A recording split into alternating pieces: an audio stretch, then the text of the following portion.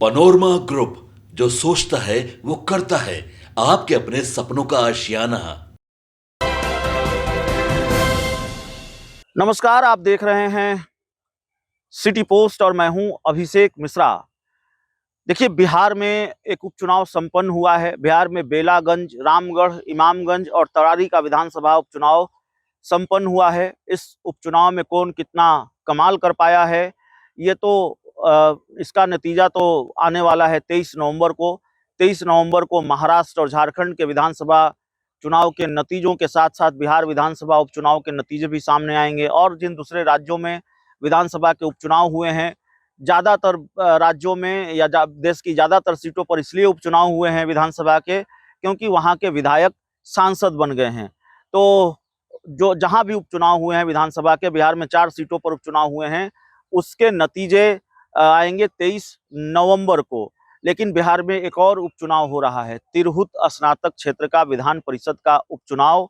और तिरहुत स्नातक क्षेत्र के विधान परिषद उपचुनाव में भी ऐसा लग रहा है कि बड़ा खेल हो रहा है। सियासत की शतरंज पर चालें चली जा रही हैं।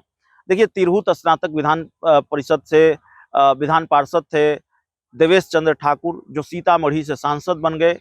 उनके सांसद बनने के बाद जाहिर है ये सीट खाली हुई, तो जेडीयू ने इसके लिए अपना उम्मीदवार, जेडीयू ने भरोसा जताया अभिषेक झा पर, पार्टी के प्रवक्ता अभिषेक झा।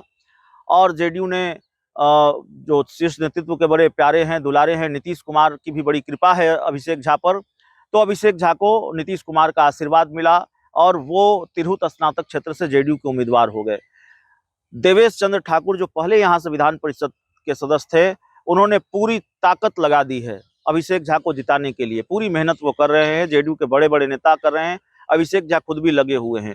लेकिन अभिषेक झा की राह इतनी आसान लगती नहीं है। खबर यह है कि निर्दलीय उम्मीदवार राकेश रोशन, जो चिराग पासवान की पार्टी के प्रदेश उपाध्यक्ष थे, और उन्होंने हाल ही में पार्टी से इस्तीफा दे दिया, पार्टी छोड़ दी, और ये कहते हुए पार्टी छोड़ दी कि गठबंधन धर्म के चलते कार्यकर्ताओं की बलि ली जा रही है, कार्यकर्ताओं की बलि मांग रहा है गठबंधन, और उन्होंने पार्टी छोड़ दी और मजबूती से वो एक तरह से चुनाव लड़ रहे हैं। खबर यह है कि दूसरी पार्टियों का साथ भी राकेश रोशन को मिल रहा है। यहाँ तक कि लोक जनशक्ति पार्टी के नेताओं कार्यकर्ताओं का साथ तो राकेश रोशन को मिल ही रहा है, कांग्रेस और बीजेपी के नेताओं, कुछ नेताओं और कार्यकर्ताओं का साथ भी राकेश रोशन को मिल रहा है। कांग्रेस को लेकर तो जानकारी यह है कि कांग्रेस के कुछ बड़े नेता भी राकेश रोशन को फुल सपोर्ट कर रहे हैं, पूरा समर्थन दे रहे हैं, और पर्दे के पीछे रहकर राजनीति के कुछ दिग्गज राकेश रोशन को जिताने की स्क्रिप्ट लिख रहे हैं, अभिषेक झा की मुश्किल बढ़ा रहे हैं।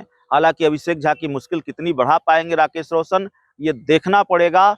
लेकिन राकेश रोशन को लेकर जो खबर आ रही है, वो जाहिर तौर पर जेडीयू और अभिषेक झा की टेंशन बढ़ाने वाली है। बहुत बहुत धन्यवाद।